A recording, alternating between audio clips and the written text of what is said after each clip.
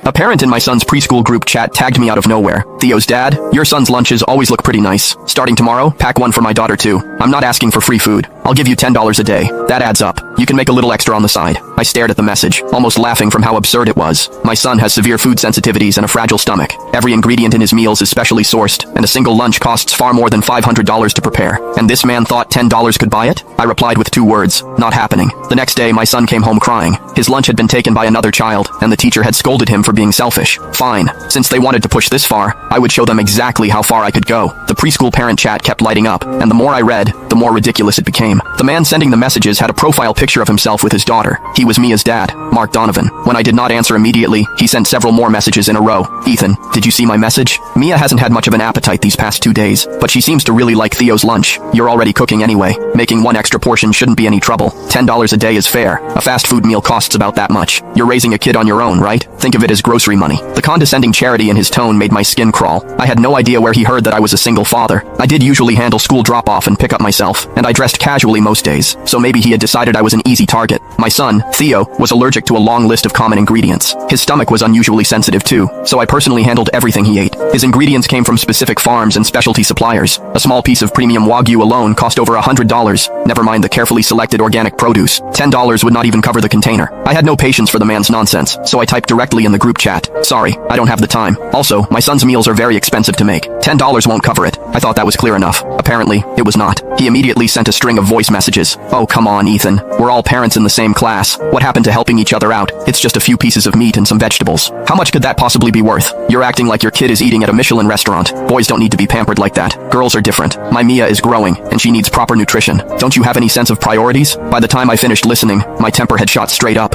What decade was this man living in? I was about to tear into him in the chat when Ms. Walker, the classroom teacher, suddenly jumped in. "Ethan, Mark is only thinking of the children. Our class has always encouraged sharing. Since Mia likes Theo's lunch, perhaps you can help out a little. It will also help the children build a closer friendship." Reading her blatantly biased message, my expression went cold. I had just transferred Theo to this preschool because it advertised itself as an elite bilingual academy. I thought the standards would be better. Clearly, I had been wrong. I ignored the rest of the messages and tossed my phone aside. They could say whatever they wanted. I was not making lunch for some stranger's daughter. The next afternoon, I went to pick Theo up from school. The moment I reached the classroom door, I saw him standing alone in the corner, his eyes red and swollen like he had been crying. My heart clenched. I rushed over and pulled him into my arms. "Theo, what happened? Who hurt you?" As soon as he saw me, he burst into tears. His small hands clutched the front of my shirt. "Daddy, I'm hungry." Mia took my lunch. My head buzzed. I prepared Theo's portions carefully every day. They were exactly what he needed. If he had not eaten lunch, that meant he had gone hungry for an entire day. More importantly, with his condition, skipping meals could trigger low blood sugar and stomach cramps. Holding back my anger,